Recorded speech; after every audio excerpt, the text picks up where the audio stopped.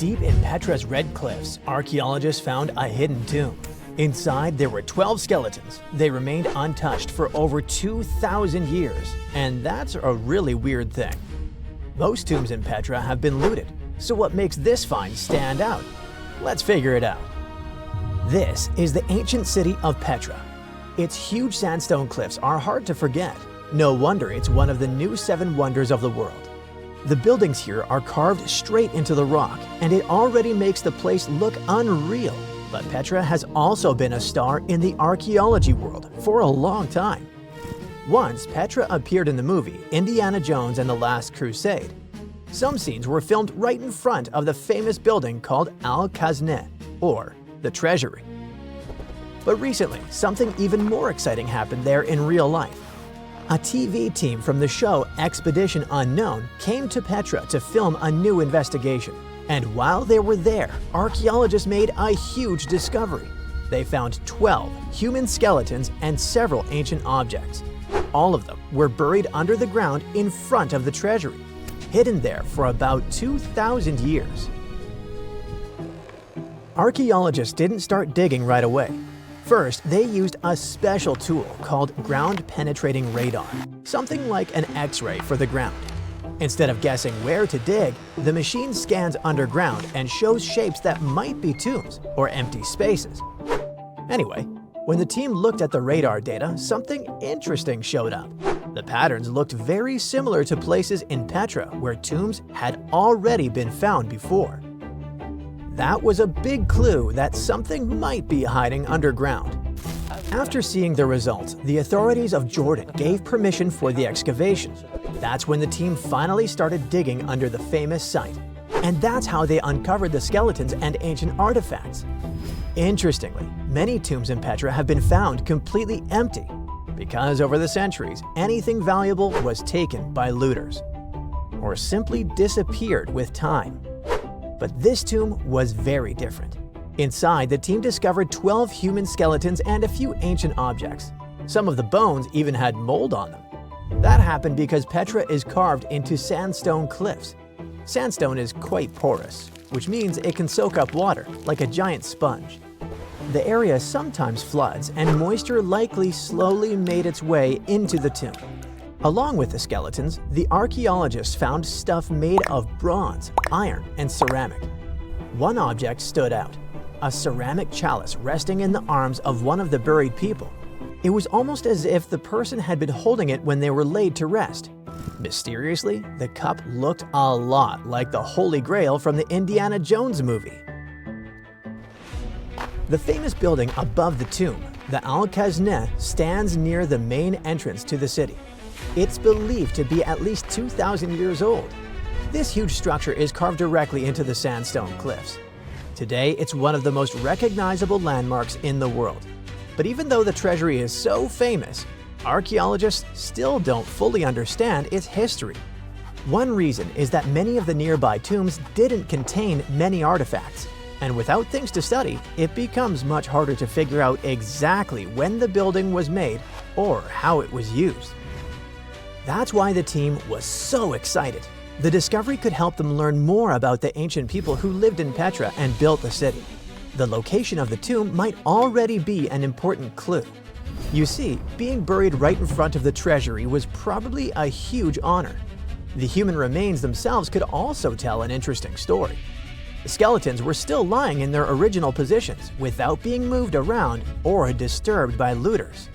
That's why scientists can study them much more carefully to learn things like how old these people were, how they lived, or if they were healthy. We could also learn more about the place those people called home, the ancient city of Petra. It was built more than 2,000 years ago by the Nabateans. Starting around the 4th century BCE, this desert city became the center of their kingdom and an important stop for trade across the Middle East. The location helped a lot. Petra sits in a valley surrounded by mountains, and the main entrance is a long, narrow canyon called the Al-Sik. Because the path is so tight, the city was easy to defend and hard for enemies to attack. Thanks to these factors, the city grew quickly. At its peak, around 30,000 people may have lived there, but the city sits in a dry desert canyon. Natural water is kinda limited there. So how did so many people live in Petra? The answer is clever engineering. The Nabateans built a water system that was incredibly advanced for its time. They didn't rely on one water source. It was a whole network carved directly into the rock. They cut channels, pipes, and storage tanks into the cliffs. This helped them guide water from nearby springs into the city. It was like an ancient plumbing system built entirely out of stone. Even better, the water didn't just flow straight into the city. First, it passed through special settling basins where dirt and sand could sink to the bottom.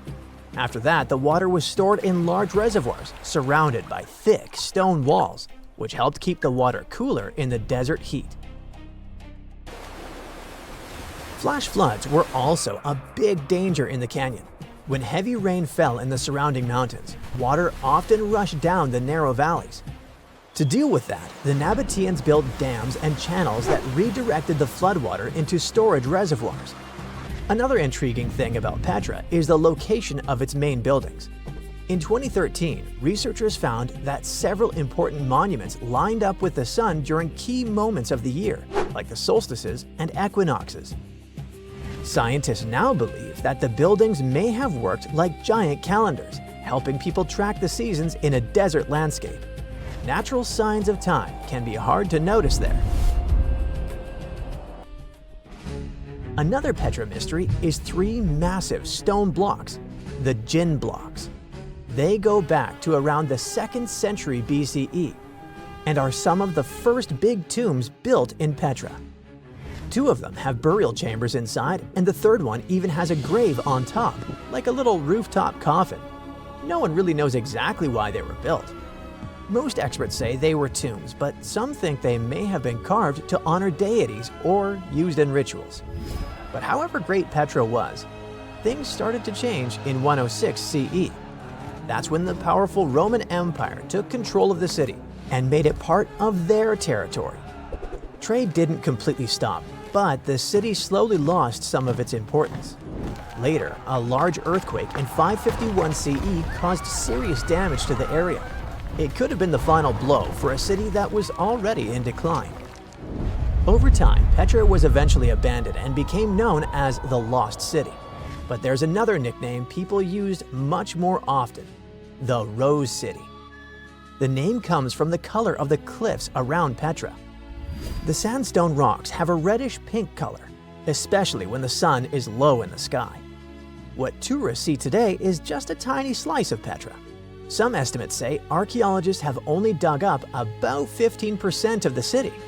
Visitors go through the narrow Seek, gape at the 130-foot-high treasury, walk along tomb-lined streets, and climb over 800 steps to reach the monastery, Al-Dir. But that's like seeing the tip of an iceberg. The rest is still buried. Petra keeps surprising us. In 2016, researchers used satellite images to spot a huge, previously unknown monument. The platform is massive, about 184 by 161 feet, and has columns along one side. Pottery fragments suggest it's over 2,150 years old. So basically, even after centuries of exploration, Petra is still full of secrets. They're just waiting to be uncovered.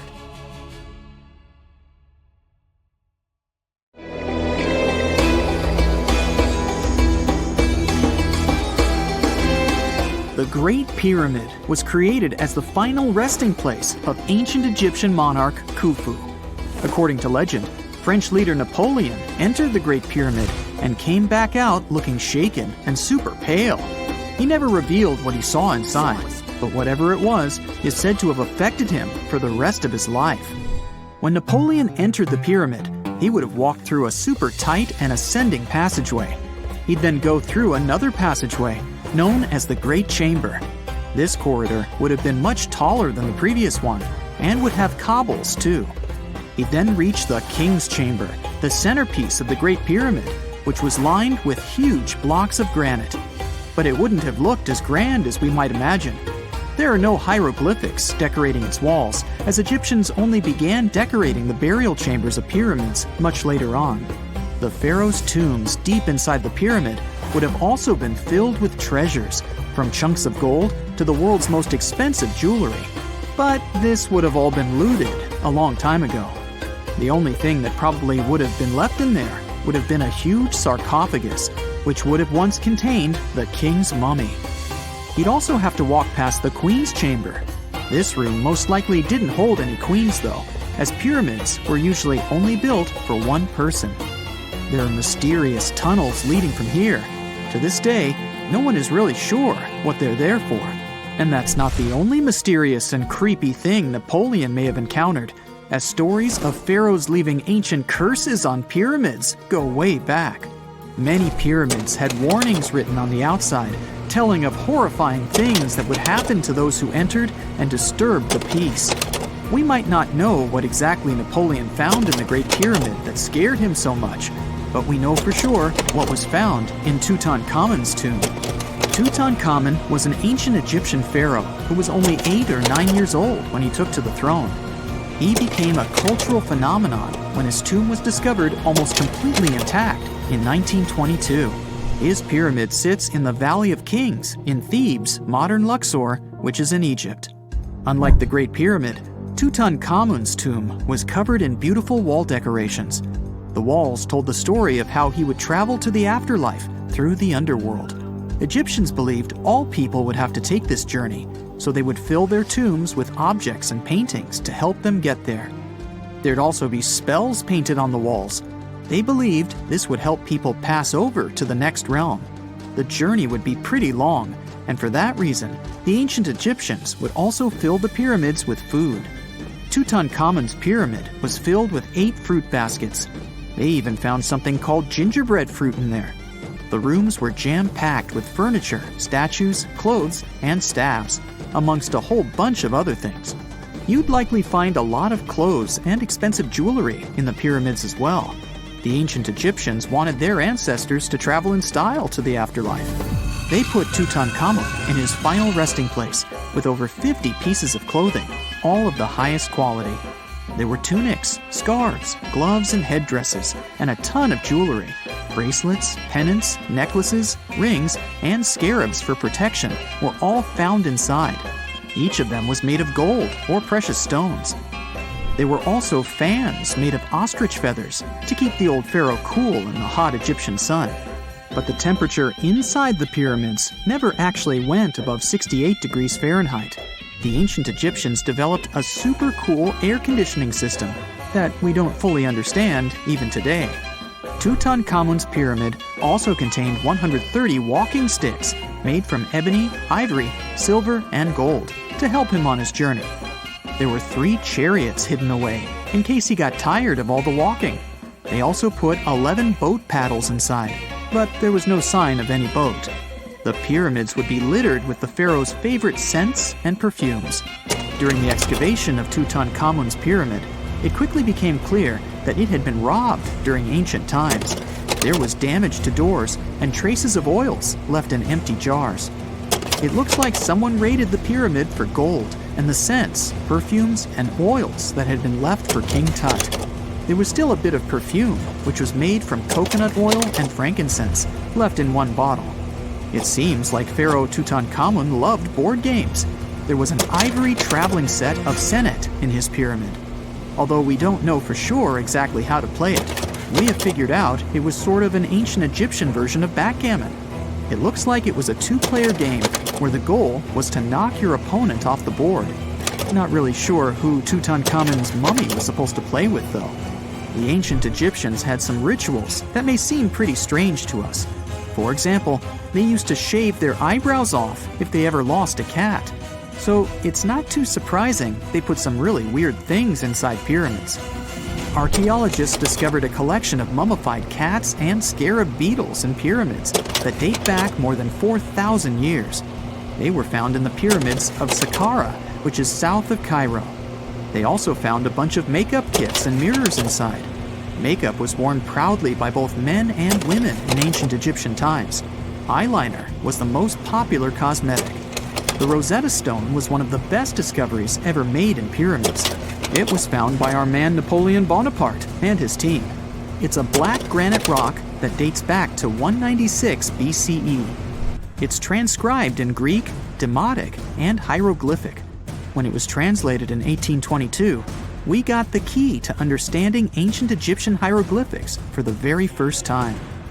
The discovery of Queen Hatshepsut's mummy in 1903 changed our understanding of the Egyptians forever. After she had passed away, her successor, Thutmose III, removed most of the evidence of her reign, so we basically knew nothing about Egypt's first great female leader. She's now gone on to become one of the few and most famous female pharaohs of Egypt. Pharaoh Khufu even had a fully fledged boat in his pyramid.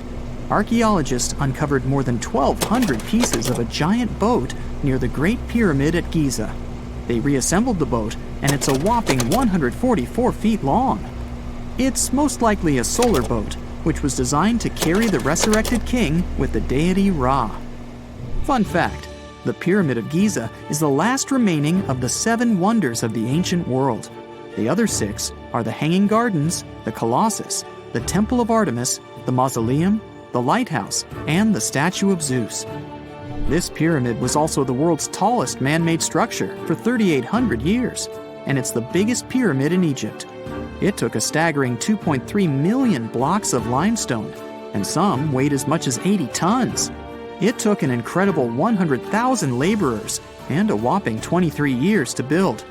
Its original height was a mega 480 feet. In 2017, archaeologists discovered something weird about Egypt's Great Pyramid. There's a hidden void that's at least 100 feet long, and no one really knows why it's there or what's actually inside it. The weird void is the first inner structure discovered within the 4,500-year-old pyramid since the 1800s. Scientists used cosmic rays to detect the massive hole, but are still no closer today to finding out what's inside. The ancient Egyptians took a lot of care building the pyramids, and everything was strategically placed and structurally sound, so it's super unlikely that this hole is due to blocks falling over time. Loads of pyramids also contain small model figurines called ushabti. These represented attendants. They believed they would come to life to serve the pharaohs in the afterlife. But it's amazing that all this stuff actually fit inside. There isn't actually a huge amount of space inside the structures. It's mostly just rock. Scientists have discovered a never-before-seen pyramid immersed in the sands of Judea. After a little digging, they discovered that it held treasures that had been untouched for over 2 millennia and historical secrets that we can only now access.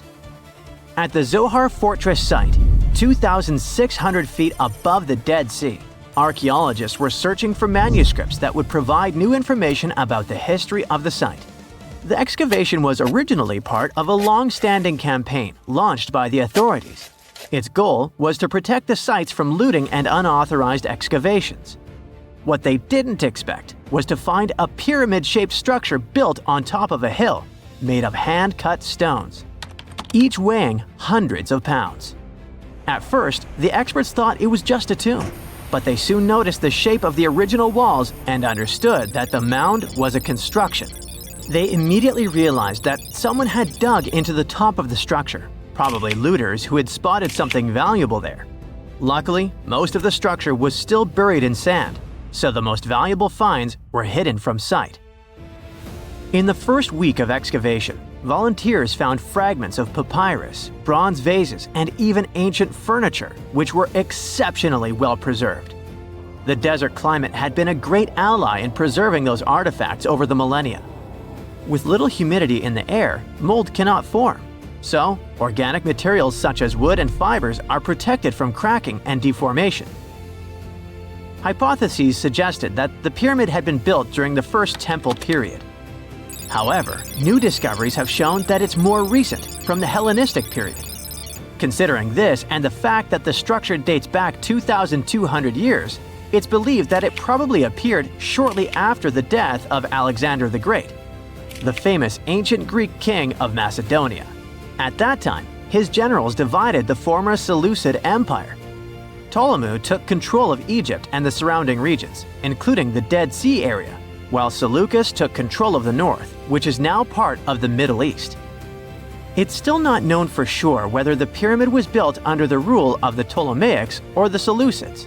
Both Ptolemaic coins and coins from the Seleucid kingdom have been found at the site.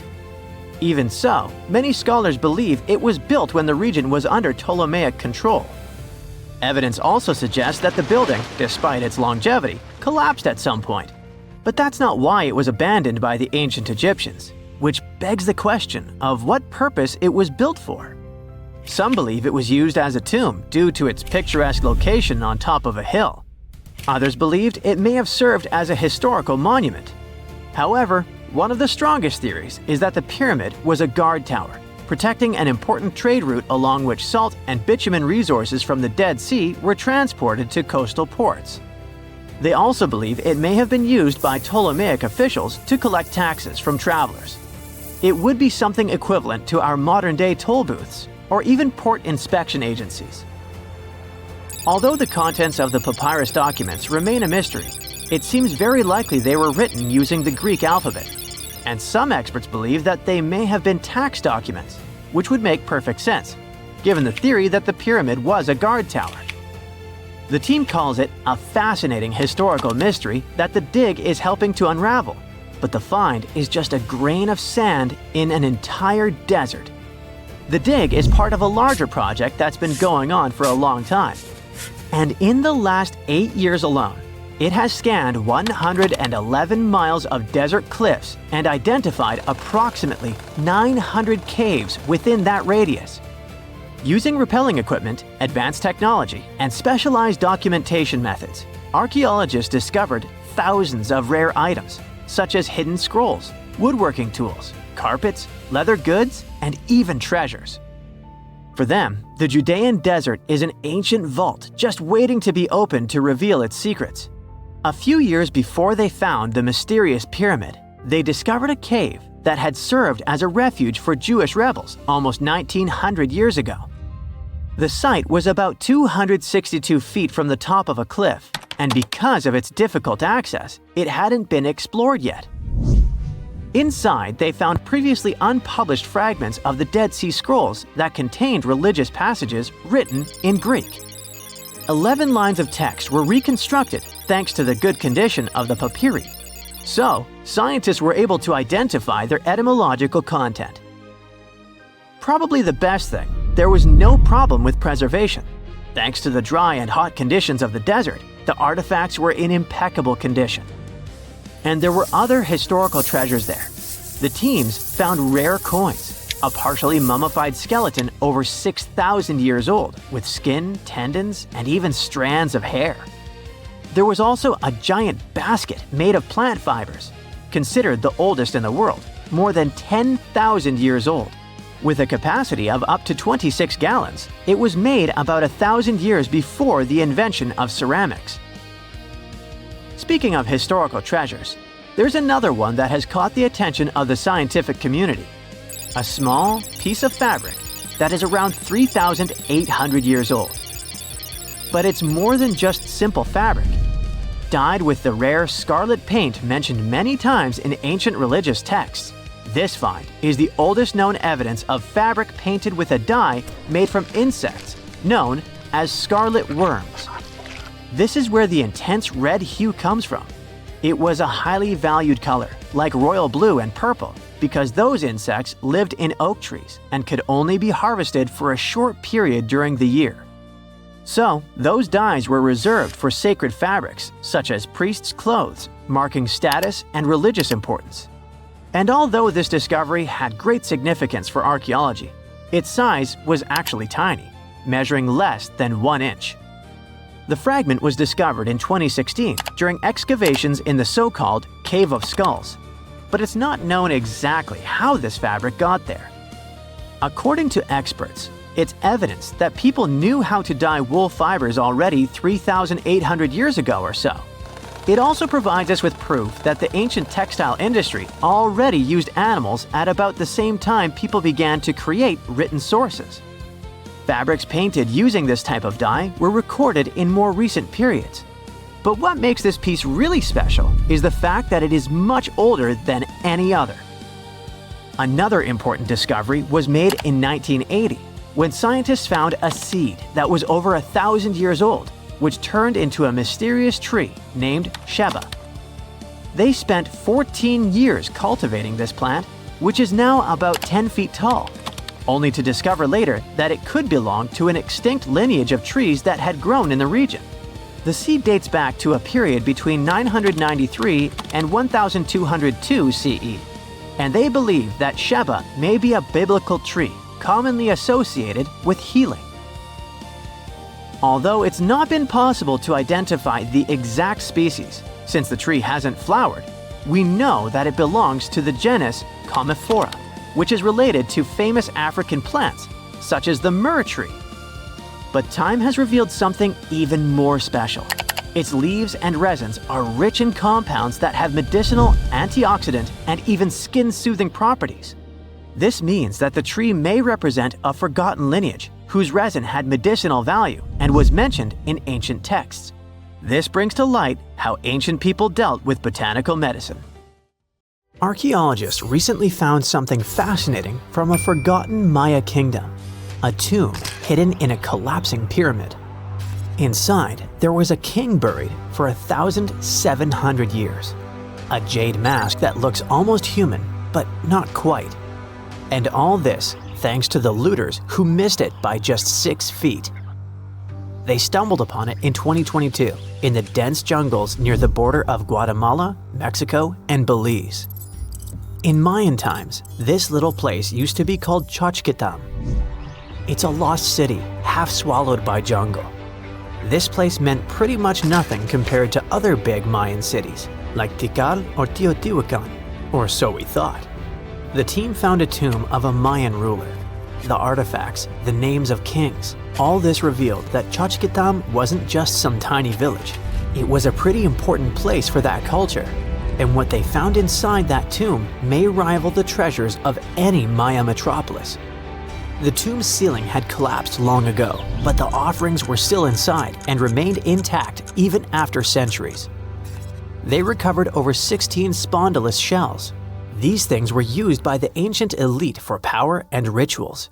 That meant that whoever the tomb was related to, it was someone wealthy, of high status, who got themselves a ceremonial burial. Archaeologists also found carved femur bones. They were etched with hieroglyphs and names. Maya literally wrote their history in human remains. Researchers want to dive super deep and get a DNA analysis on the bones. Maybe that will help uncover familial ties, origins, or health problems these people might have faced. And most important of all, the mosaic jade mask. It was pieced together from luminous green tiles into an expression that feels almost human, almost alive. A lot of people were joking that it's just like Jim Carrey's mask in the famous movie. But it wasn't a magical artifact. That was the face of a forgotten Maya king, staring out at us after 1,700 years of silence. His name was etched into the femur bones, Itzam Kokaj Balam. Historians think this might be the ruler who reigned around 350 BCE. Unfortunately, this period is super underdocumented. We barely know anything about those times, but it looks like he was pretty important to the locals.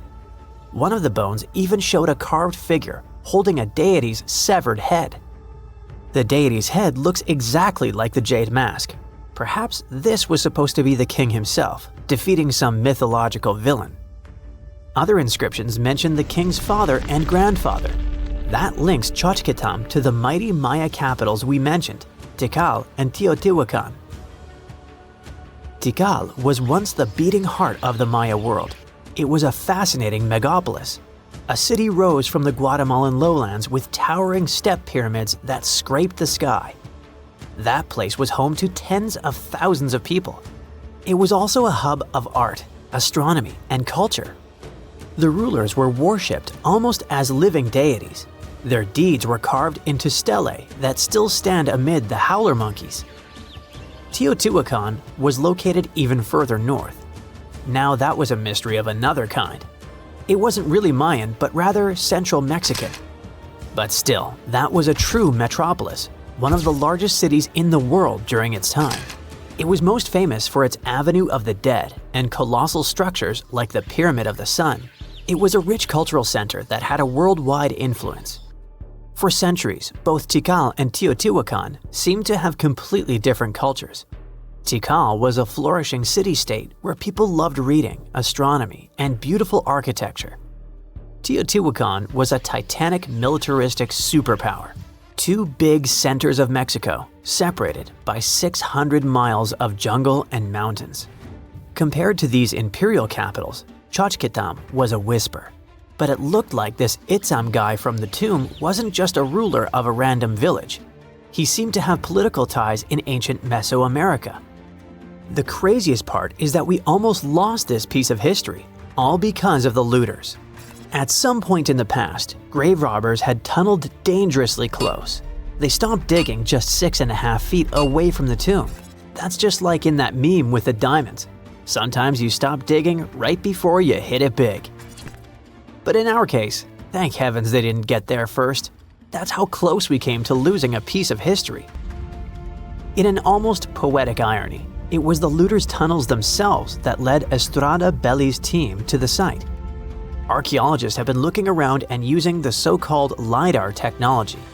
That's basically laser beams shot from high above, which help them map the spot. It's like taking X-rays of the jungle floor. And that's when they found the little signs of intrusion. They quickly realized that if someone was digging here, they were probably looking for something important. Without the failing looters, they might have walked past a discovery. In any case, archaeologists want to keep searching. They might even find more chambers buried inside the abandoned pyramid. We just keep finding mysterious things related to the Maya. Recently, buried deep within the ruins of Tikal, archaeologists found a house, and in that house, a limestone altar. It was covered in vibrant murals of red, yellow, and black. What's weird is that this build wasn't made by Maya. It was unmistakably Teotihuacan in style. And just like the tomb from before, it was made about 1,700 years ago. The altar was discovered inside a Maya-era residence known as Group 6DX7. It stood 3.5 by 6 feet right in the center of the home. That was very typical for Teotihuacan traditions. It bore a mural of the storm god. That was also a central deity in the Teotihuacan pantheon. But this altar depicted no kings and no rulers. That's very weird. As we said, Maya worshipped and honored their dynasties and political power, putting them pretty much everywhere, like some merch. But instead, this altar worshipped the deities alone, and it did so in the heart of Maya's main capital, Tikal. When archaeologists dived deeper, they saw it as unmistakable proof that Teotihuacanos not only came to Tikal, they thrived there. This house wasn't some trade outpost. People actually lived in it.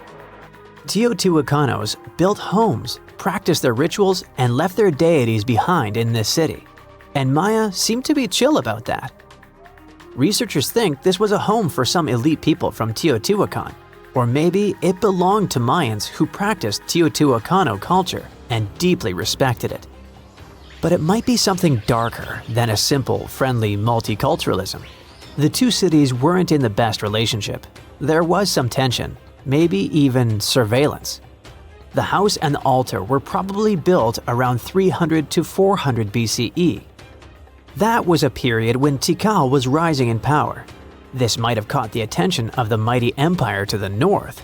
It's almost as if Mayans poked the beast. By 400 to 450 BCE, that attention may have become something sinister. The altar could have actually been the symbol of domination. Had the Maya of Tikal truly welcomed their guests, or did they come here and bluntly started building foreign altars in sacred spaces? Did Teotihuacan use this as some kind of soft invasion? In that case, it would make sense for Mayans to destroy that place or vandalize it somehow. Mayans regularly buried their buildings and rebuilt on top of them. But for some reason, this altar remained untouched. Mayans found it and buried it with the surrounding buildings as they were. No vandalism, no destruction, no rebuilding even. looks like they had some complicated feelings about Teotihuacans. It was a time when cultures clashed, fused, overlapped, and possibly spied on each other. Perhaps one day we'll learn more about what really happened among these ancient civilizations. Wow! Scientists have found a lost city beneath Egypt's pyramids. And it's incredibly large, bigger than the biggest target you can imagine. Underground chambers, passageways, and vertical structures. Scientists have no idea what purposes they serve. But let's start from the very beginning. Italian and Scottish scientists studying the Pyramid of Khafra discovered something that looked like secret tunnels under 3 pyramids. This find might change what we know about ancient Egypt. The expedition, called the Khafra Project, was led by Corrado Malunga from Pisa, Italy, and Filippo Biondi from the University of Strathclyde, Scotland. Their mission was to focus on exploring Khafra's pyramid, the second largest on the Giza Plateau. Scientists uncovered a massive structure beneath the Pyramid of Khafra. Could it be an ancient Egyptian underground city? The experts analyzed the data they had and came to the conclusion that 8 large vertical structures could be hiding beneath, possibly wells or shafts. They extend a staggering 6,500 feet across.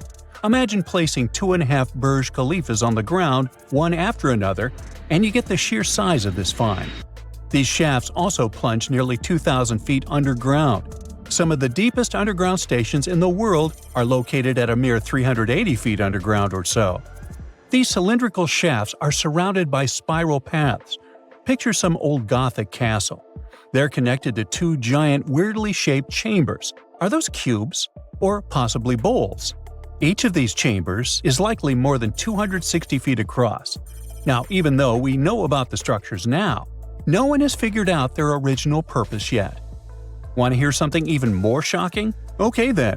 The team is almost sure that similar access points can be found under all 3 pyramids. In other words, all of them might be linked by a hidden system of underground tunnels, chambers, and passages. Even deeper, about 4,000 feet under the surface, there might be more unknown structures. And doesn't it add to the mystery? But the coolest news is that, according to some team members, these hidden structures near Giza pyramids could align with the legendary Halls of Amenti. In ancient Egyptian mythology, it's a place where people are believed to arrive when they're close to the end of their days. There, they are said to take a 3-day-long trial, facing their biggest fears. Now, how did scientists even discover these hidden spaces?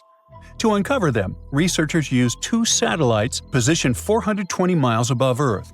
They sent radar signals to the Giza Plateau, and these signals generated detailed images, which were later compiled into a 3D model of the underground layout, including the newly detected shafts. Then, using synthetic aperture radar or SAR technology, which is a type of radar that can penetrate through stone, the team also spotted 5 small room-like structures hidden deep within the pyramid. One of these chambers contained a sarcophagus, which was once thought to be the tomb of Pharaoh Khafra. But now, scientists believe this was a mistake. The true burial site is likely to be elsewhere. In any case, these 5 hidden rooms were completely unknown before the scans. They seem to be arranged in the center of the pyramid and are linked to underground pathways leading somewhere below the structure. There's an opinion that these tunnels could lead to more hidden chambers and wells. Some of them might be around 4,500 years old. Wow! What if they help us solve ancient civilization mysteries? Preliminary data suggests that all this underground space can be much more than a few empty chambers. There might be many more hidden structures near the Giza pyramids. How come? Well, the thing is, the structure appears to include hollowed-out sections with spiral pathways leading even deeper underground. Refining the images hinting at this could reveal an extensive subterranean network. It might be a whole city hidden under the surface. Now, despite the excitement surrounding these findings, there are also a lot of people who don't believe in the existence of the underground city. They're skeptical about the archaeological discovery in Egypt due to the lack of peer-reviewed verification. That's why several archaeologists and radar experts have challenged the validity of the claims. They've explained that the technology used to make the discovery may not be advanced enough to produce such detailed underground imagery. According to them, The 5 smaller chambers found near the surface could be natural formations, since the area had had sacred significance long before the construction of the pyramids. Some experts have even dismissed the use of radar methods in this context altogether. They call these methods scientifically unproven and question their accuracy. The discovery has also reignited discussions about ancient Egyptian myths and the possibility of hidden texts lying somewhere beneath the Giza pyramids. The layout of the newly detected underground chambers shares similarities with mythological accounts of the Hall of Records, a rumored chamber that could preserve early Egyptian wisdom. If confirmed, these findings could significantly reshape the understanding of Egypt's sacred topography. Plus, this lost city beneath Egypt's pyramid could become physical evidence of previously unknown underground structures. That's why the Khafra project is super eager to begin excavating to confirm their findings. But getting approval from Egyptian authorities is a challenging process. The discoveries still need to undergo peer review before they are accepted by the academic community. By the way, this recent archaeological discovery in Egypt comes on the heels of another discovery involving a weird structure beneath the Royal Giza Cemetery, which researchers believe is unnatural in origin. Archaeologists use remote sensing techniques and uncovered a mysterious L-shaped structure underground in the Western Cemetery of Giza. This area is known to house burials of royal family members and high-ranking officials. Many of the tombs in the cemetery have above-ground mastabas, rectangular stone or mud brick structures with flat roofs. But there is an area in the center of the cemetery where there are no above-ground structures. To investigate this unexplored region, the team used electrical resistive tomography and ground-penetrating radar. ERT works by sending electrical currents into the ground and measuring the resistance to detect remains. As for GPR, it sends radar into the ground and maps the structures based on the radar's return. The team found an anomaly about 6.5 feet beneath the surface. It appeared to be an L-shaped structure measuring at least 33 feet in length. The readings suggested that the structure had been backfilled with sand after its construction. This made the team hypothesize that it could be a mix of sand and gravel, or possibly an air void. This anomaly was classified as a highly resistive structure, which meant it didn't occur naturally. Motoyuki Sato, the study's lead author and professor at Tohoku University in Japan, claims that the structure is not a natural formation due to its sharp shape.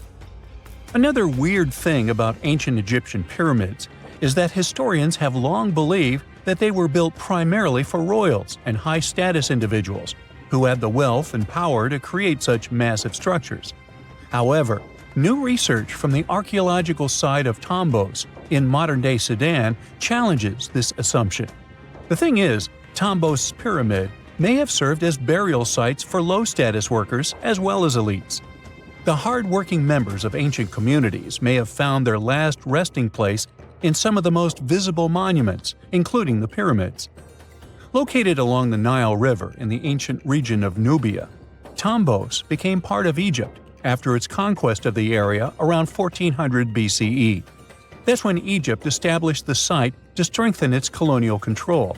Workers at Tombos built pyramids, but those were much more modest than the famous pyramids of Giza. The research team reanalyzed 110 human skeletons from Tombos, originally studied in 2012. In particular, they examined the entheses, the areas where tendons and ligaments attach to bones. Such an analysis can give us insights into the amount of physical labor a person performed. When someone does hard labor, their bones often develop distinct crests and ridges at these attachment points due to the stress on the tendons and ligaments. And while some skeletons showed little change in their entheses, suggesting they belonged to individuals from the upper classes, others showed more serious changes. It means they belong to lower-class workers. This finding can totally challenge our earlier understanding of pyramid burials, especially the idea that only elites were buried in the pyramids, because the pyramids themselves were designed for the elite. This recent research may prove that lower-class workers may have found their final resting place in these monumental structures too. Beneath the sands of Luxor, Scientists found something that was perhaps never meant to be found. Over 1,000 decorated stone blocks that belonged to the ruined temple of a woman pharaoh. It got us thinking, why was this temple so brutally destroyed, and who was this woman? Her name is Hatshepsut, and she is now considered one of Egypt's greatest pharaohs, but for a long time, history almost forgot her. She ruled during the 18th dynasty, from around 1479 to 1458 BCE. She's remembered for her ambitious building projects, successful military campaigns, and flourishing trade expeditions. It turns out she was one out of 4 women to take the title of pharaoh in Egyptian history. The next woman would have to wait for 1,500 years to reign, and that woman we know as Cleopatra. The story of how Hatshepsut got to be a pharaoh is the most colorful part of this tale. As far as most dynastic rules go, it's usually men that are first in line for royal thrones. In Egypt, that was the same. That's why, when Pharaoh Thutmose I had a daughter as his firstborn, that was a big no-no as far as his succession line went. A few years later, Pharaoh Thutmose I passes away. The crown passed to Thutmose II, who ruled briefly, only to leave the throne to his infant son, Thutmose III. In this scenario, Hatshepsut was this pharaoh's stepmother. So what happened was that Hatshepsut served as advisor to her stepson, since he was too young to rule on his own. But after 7 years, she made an unprecedented move. She decided to seize power and declared herself Pharaoh of Egypt. Now this was not a simple power grab. Hatshepsut understood that if she wanted to rule, she had to present herself as a legitimate king. In a bold move, she adopted the full royal regalia, including the false beard, traditionally worn by male pharaohs. She was often depicted in statues and hieroglyphs as a man, wearing the pharaoh's kilt and headdress. But this wasn't about disguising herself. Experts believe she never tried to hide her identity. Inscriptions on her statues often included feminine titles, like Daughter of Re, or grammatical structures that combined male and female terms, such as His Majesty herself. This showed that while she adopted traditional symbols of kings, she still acknowledged her true gender. But she needed to go even further. To legitimize her rule, she crafted an elaborate origin story. She claimed that the deity Amun himself had visited her mother in the form of her father, Thutmose I, and that she was his divine daughter. Now this was no small claim, since pharaohs were seen as deities on earth. By aligning herself with Amun, she strengthened her right to the throne. In temple carvings, she depicted this divine birth with Amun, presenting her as his rightful heir. These narratives weren't just mythology, they were tools, ensuring her position remained unchallenged. Hatshepsut also took a new name, Ma'at Kari, which translates roughly to "Truth is the soul of the sun god." The word Ma'at was central to Egyptian beliefs. It represented order, justice, and divine balance. Pharaohs were expected to uphold Ma'at to ensure Egypt's stability. By calling herself Ma'at Kari, Hatshepsut was likely reinforcing that she was a legitimate and rightful ruler. Her reign was truly great. She led Egypt into an era of peace and prosperity, launching massive building projects and restoring temples across the kingdom.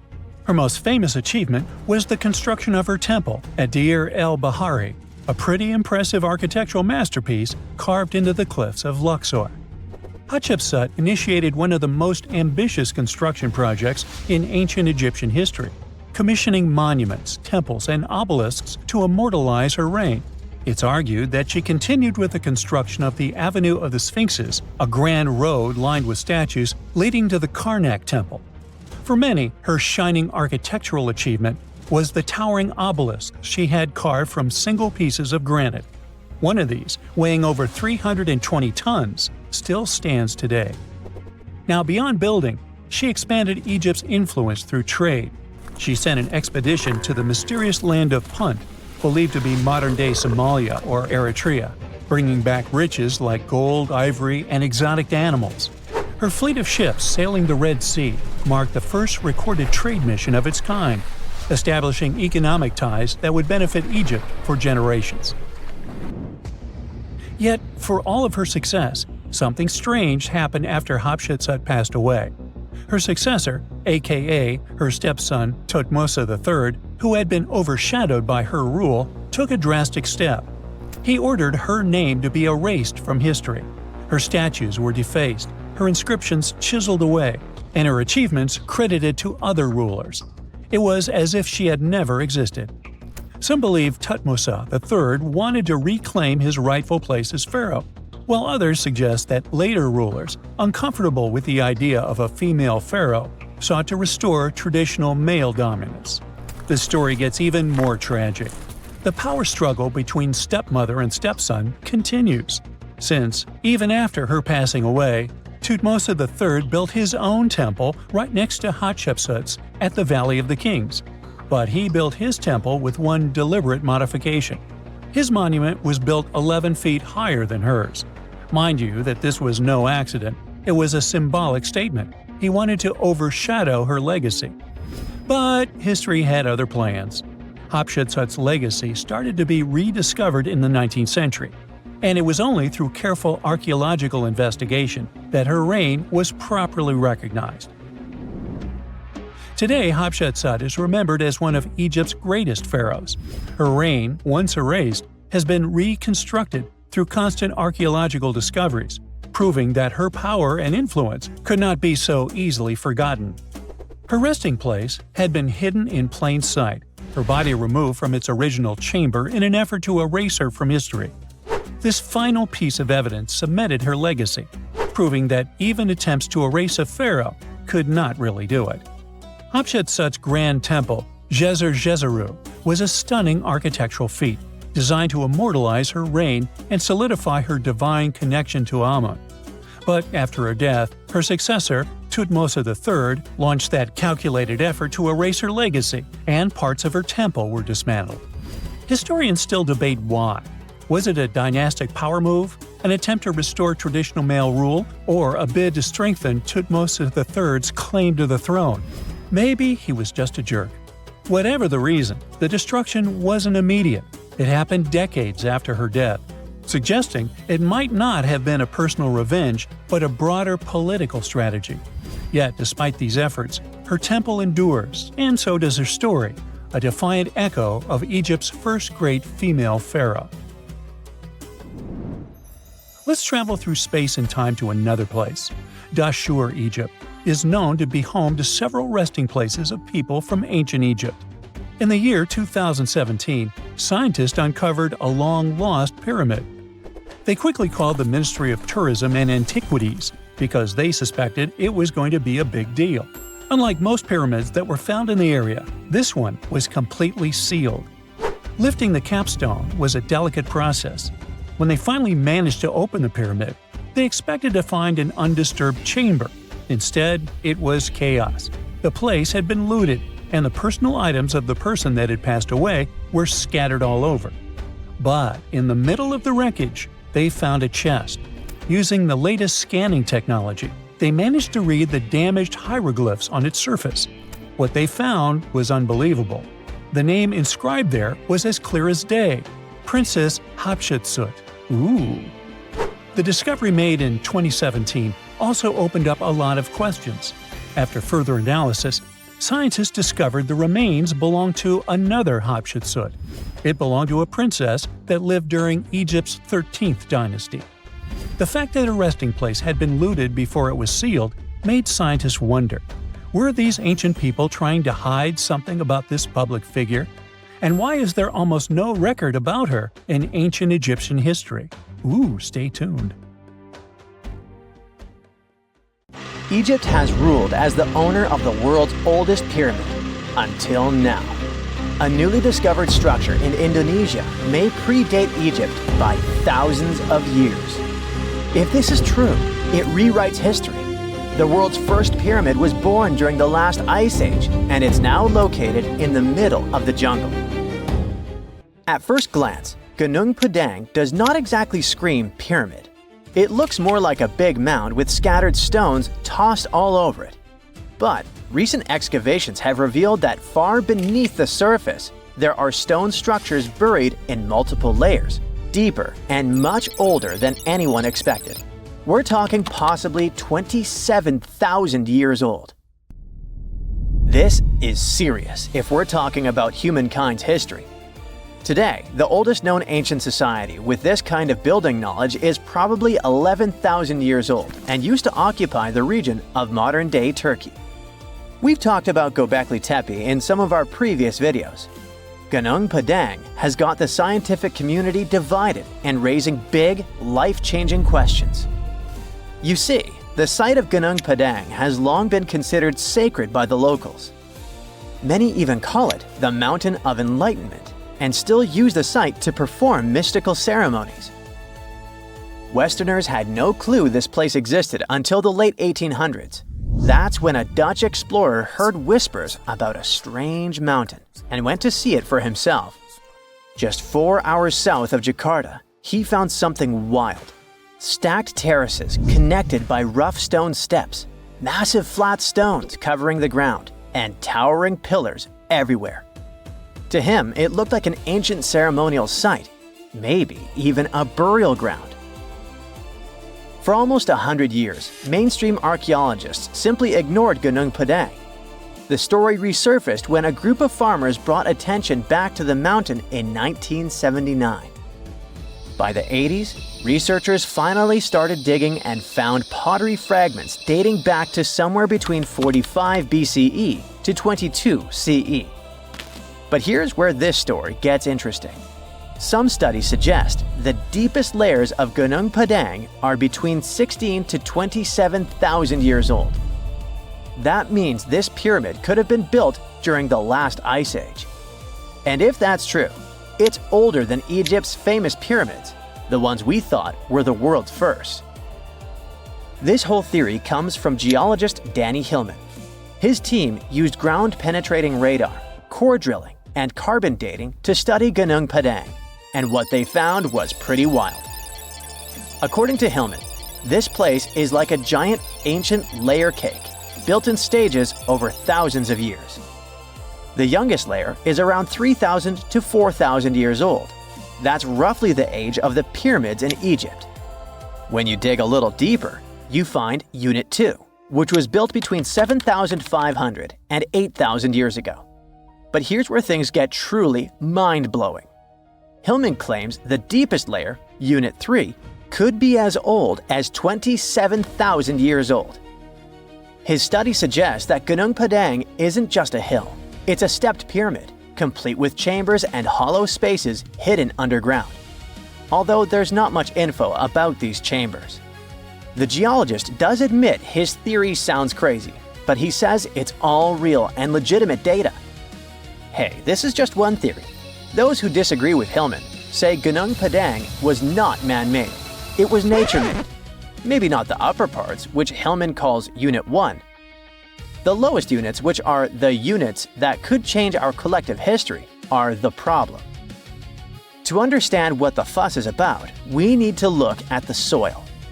The area that Gunung Padang was built on is filled with volcanoes, which means it sits on top of volcanic soil. Hillman's team drilled into the mound and found something odd. Younger soil wedged between much older rock layers. To them, this was a clear sign that the stones were stacked, not naturally formed. After all, in nature, younger soil doesn't just sink beneath ancient rock. That would be like discovering fresh ink beneath the pages of an ancient manuscript. You know, something doesn't add up unless someone put it there on purpose. However, skeptics such as volcanologist Sutkinel Brauntal argue that Gunung Padang is not a human-made pyramid, but rather the remains of an ancient volcano. He believes the mixed layers of young soil and old rock are the result of natural erosion and geological processes, not human construction. Volcanic activity can create unusual formations over time, and without clear signs of tools, carvings, or human remains, many experts remain unconvinced. The mystery boils down to this paradox. Are we looking at the ruins of a lost civilization, or are we simply misinterpreting the work of nature? Most archaeologists say that to prove an ancient civilization existed, you first need signs of culture, art, tools, structures, something man-made. That's exactly why archaeologist Dibble, one of Hillman's biggest critics, isn't buying the pyramid theory. He argues that without solid proof of human activity, all we really know is that the soil in the mound is 27,000 years old, and that alone doesn't mean people were building pyramids back then. But here's the thing.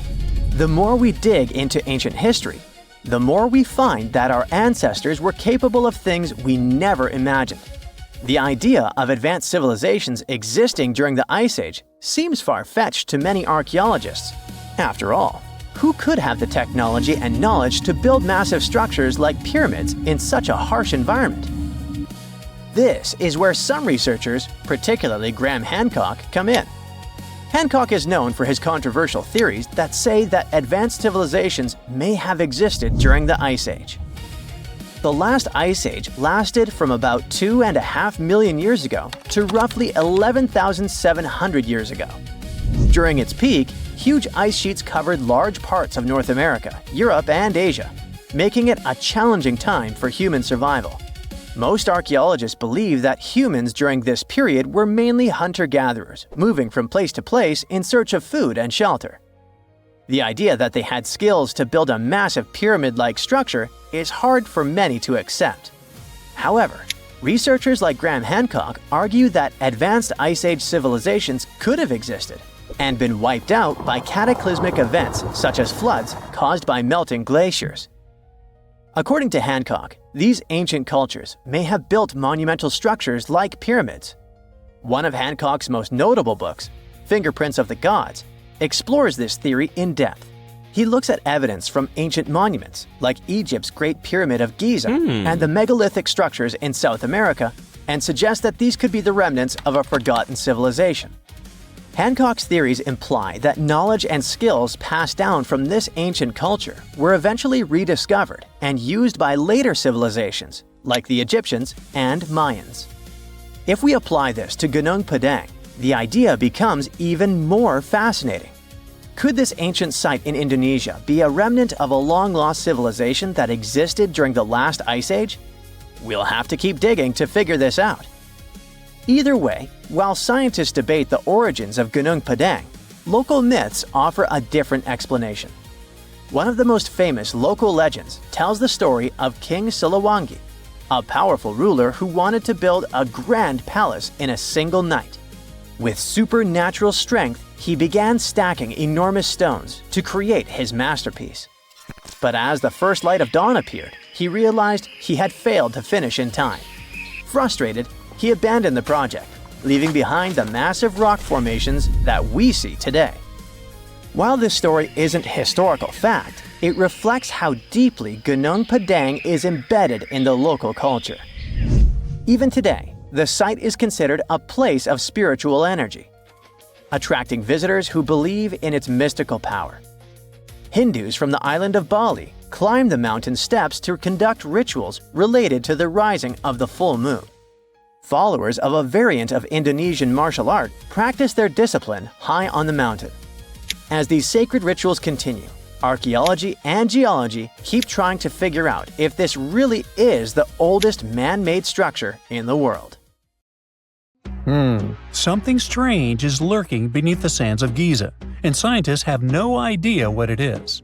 Archaeologists just found a hidden structure near the Great Pyramid using advanced ground scanning technology.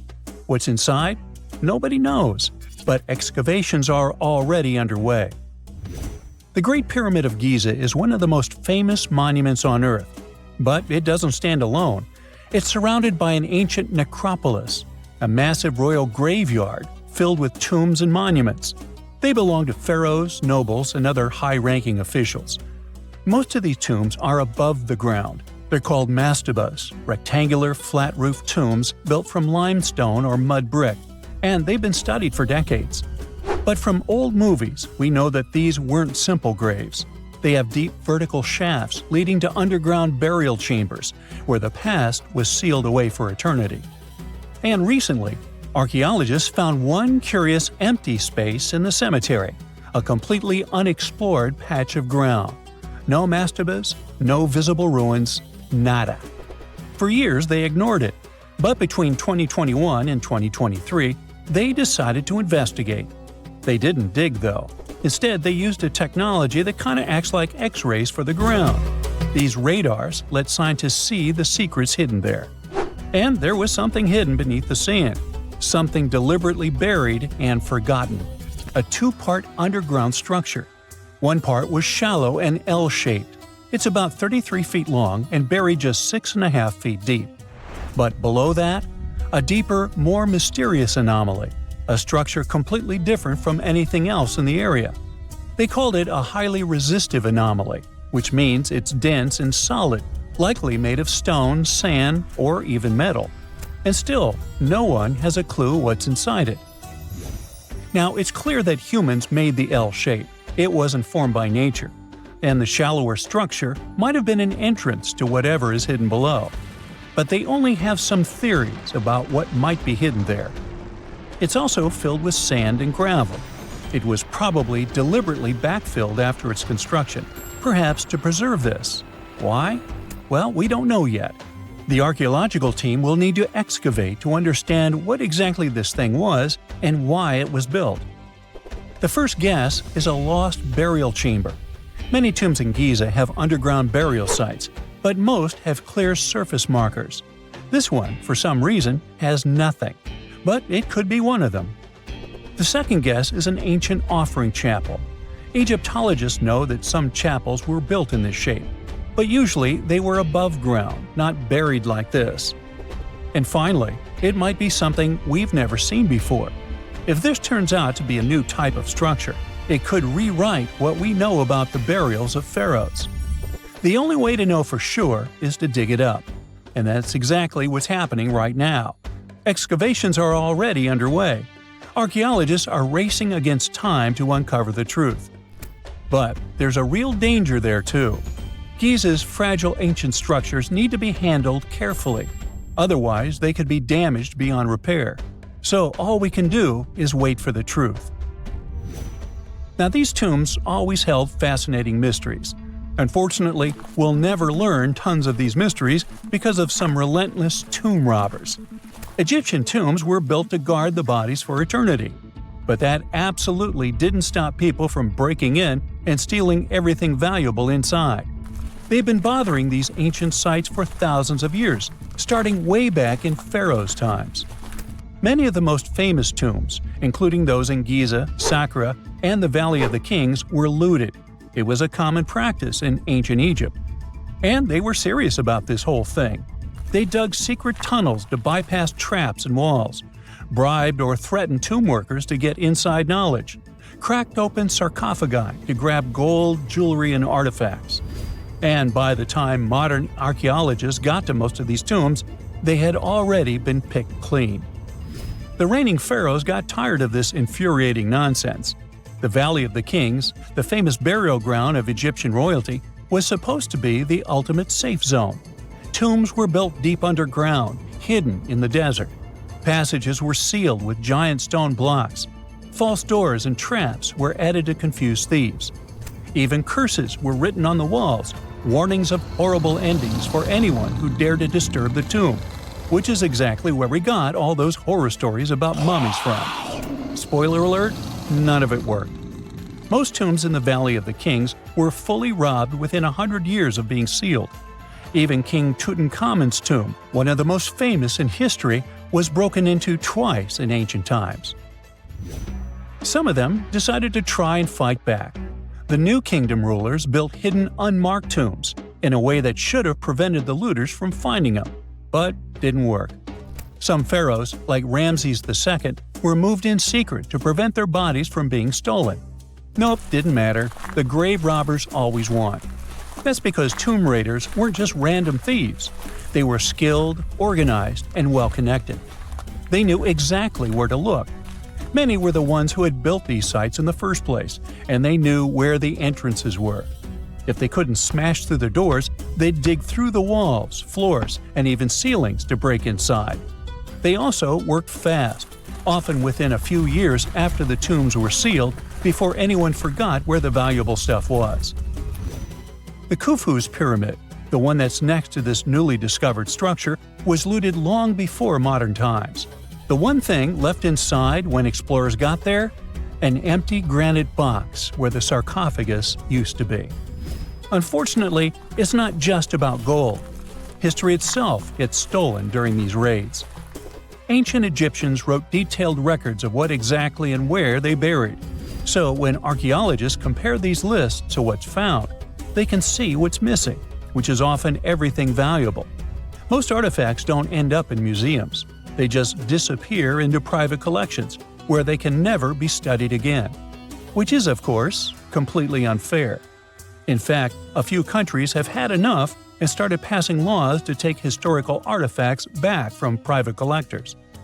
In Italy, if you own an ancient Roman artifact, you must prove you got it legally.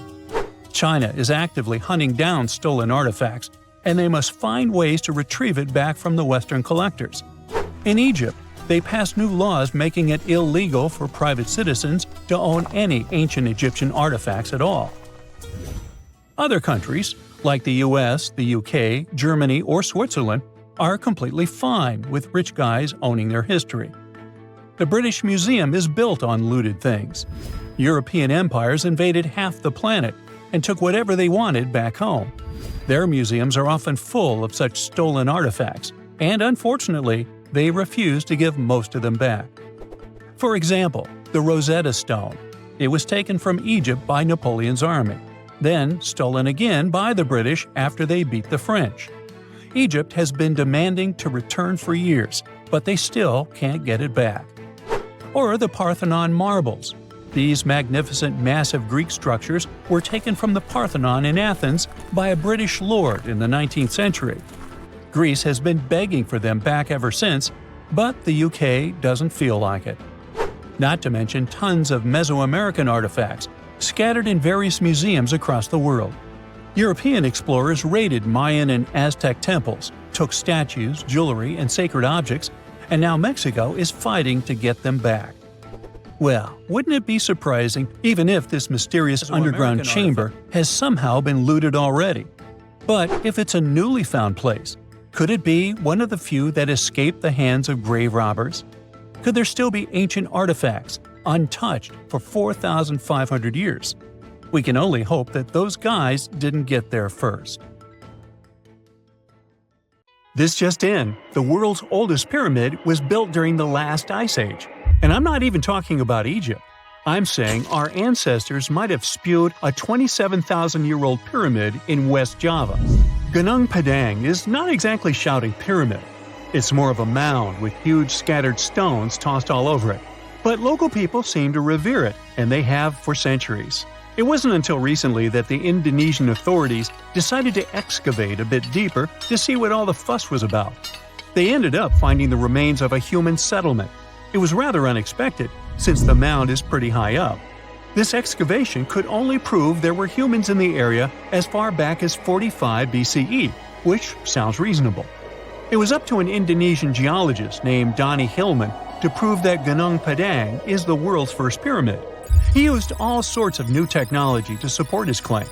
Our guy used carbon dating, which digs deep into the earth and takes whole chunks of soil.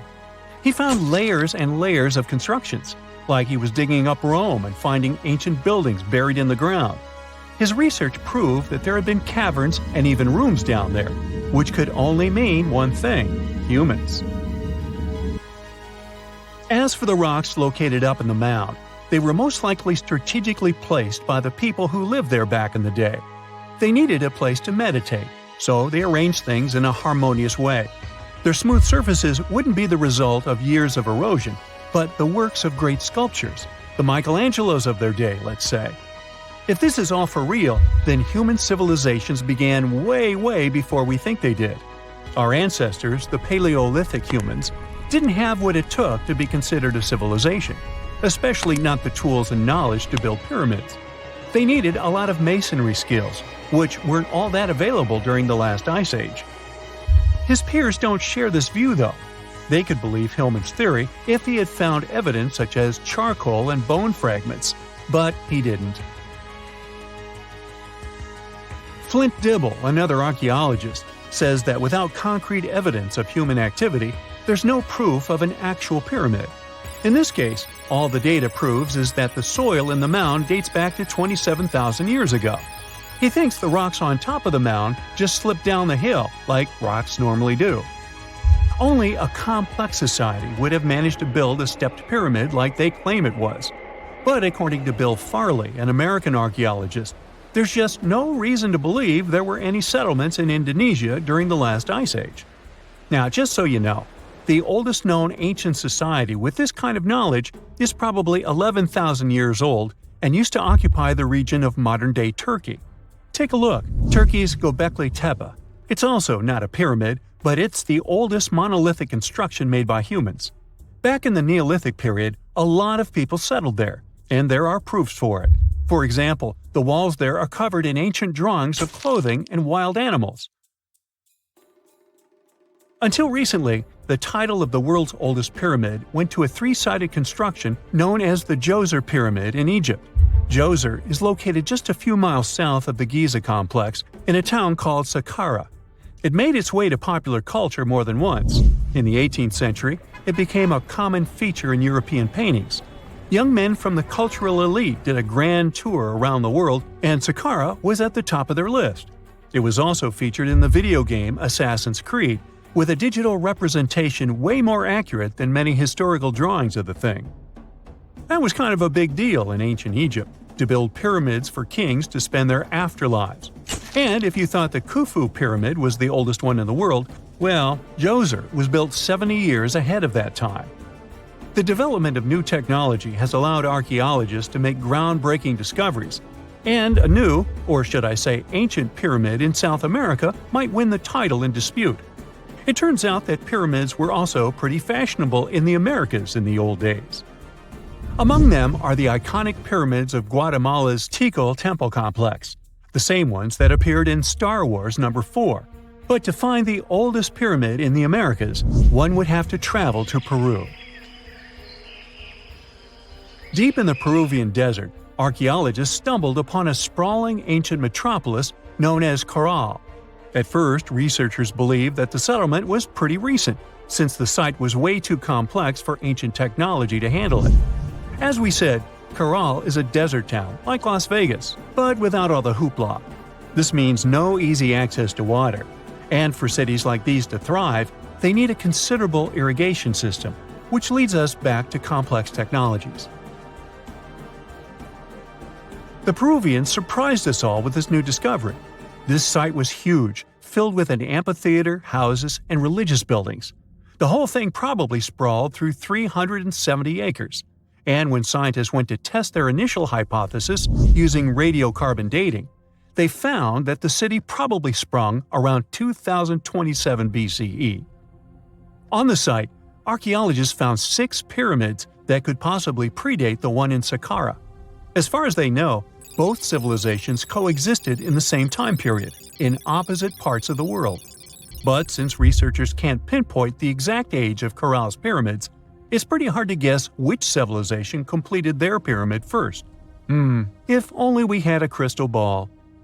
Now, it just so happens that the shape of a pyramid is something that nature is able to produce all on its own, leaving us modern-day humans a bit confused. A classic example is the Japanese side of Yaonagani, which also goes by the name of Japan's Atlantis. The entire monument is about the size of 5 football fields and the height of a 5-story building. Explorers and scientists believe that Yaonagani dates back to 10,000 years ago. For Japan's top marine geologist, Professor Masaki Kimura, Yaonagani is the heritage of a lost civilization.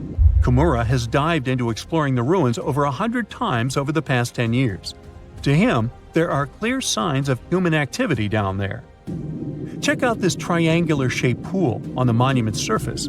Kimura thinks it's actual proof of humans, because this triangle-shaped concave is a historical symbol of water fountains in the region. As it happens with a lot of these cases, not all scientists are convinced the same. For many, Yaonagani is probably the result of thousands of years of erosion, and the fact that the monument is composed of one massive rock leads them to believe it is not really human-made. Sure, these huge basalt columns may look like the ruins of a palace, but they're most likely the result of the intense volcanic activity in the region. And speaking of natural formations that really look like a human made it, a pyramid on Mars has been a hot topic lately. Humans have been keenly trying to prove that there is life on Mars for quite some time. But some are stretching it really far, saying that little green or gray people built a pyramid on the planet to try and build their own civilization. This picture was taken over a decade ago by the Mars Reconnaissance Orbiter, the MRO, but it started to resurface recently. It shows what looks like a three-sided pyramid. Some people claim that the smooth side of the pyramid could only be the effect of otherworldly work. Then science comes along and explains that Mars is home to one of the deepest canyon systems in the whole solar system. The so-called pyramid is located in what is known as the Kandor-Chasma region. This Martian region has a bunch of similar formations that are nothing more than the result of erosion. Nothing supernatural going on there, apparently. The story goes that two Mayan twin boys loved to play ball. Sure, they were really good at it, but they also made a lot of noise when playing. The lords of the underworld soon became bothered by the sound and summoned the two boys to the underworld, a place the Mayans called Xibalba. As soon as the boys reached their gloomy destination, the lords of the underworld began putting them through a series of tests. Soon enough, the inexperienced twin boys failed the tests and lost their lives. But this was not in vain. This sad event resulted in the appearance of a beautiful fruit tree. Soon enough, a young woman saw a beautiful fruit on this tree and reached up to pick it. Legend has it that soon after that, she gave birth to another set of twin boys named Hunahpu and Xibalba. Just like their ancestors, these twins were great ball players, but they were equally as loud, and the lords of the underworld became annoyed again. They decided to ask this pair of twins to come to play a game in the underworld, hoping to get rid of them too. When the twins arrived, the lords sent them through a number of frightening places. The first one was the House of Gloom, which was very dark. They then passed through the House of Knives, where they had to avoid getting injured. The twins then built a fire in the House of Cold, so that they didn't freeze, and ran through the House of Jaguars, where they tricked the animals into not eating them. Finally, they entered the House of Bats, where they seemed to have lost their luck. One of the bats managed to run off with Hunahpu's head. The lords then challenged the twins to play ball with them, but the boys were clearly at a disadvantage. Xibalba placed a turtle on Hunahpu's shoulders to make up for his lost head, and they began playing.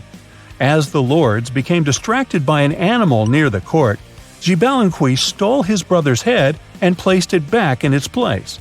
Much to the annoyance of the lords, the twins were now able to tie the game. Hunahpu and Xibalba continued to perform a series of tricks for the lords of the underworld. One of them involved Xibalba injuring Hunahpu and then bringing him back to life. The lords were so impressed by the twins' performance that they asked them to do the same trick on them. Of course, the twins agreed, but after performing their trick on some of the lords, they refused to revive them.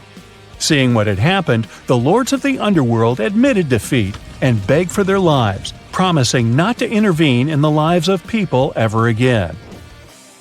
Hunahpu and Xibalba were happy to have avenged their ancestors and gained the respect of the lords.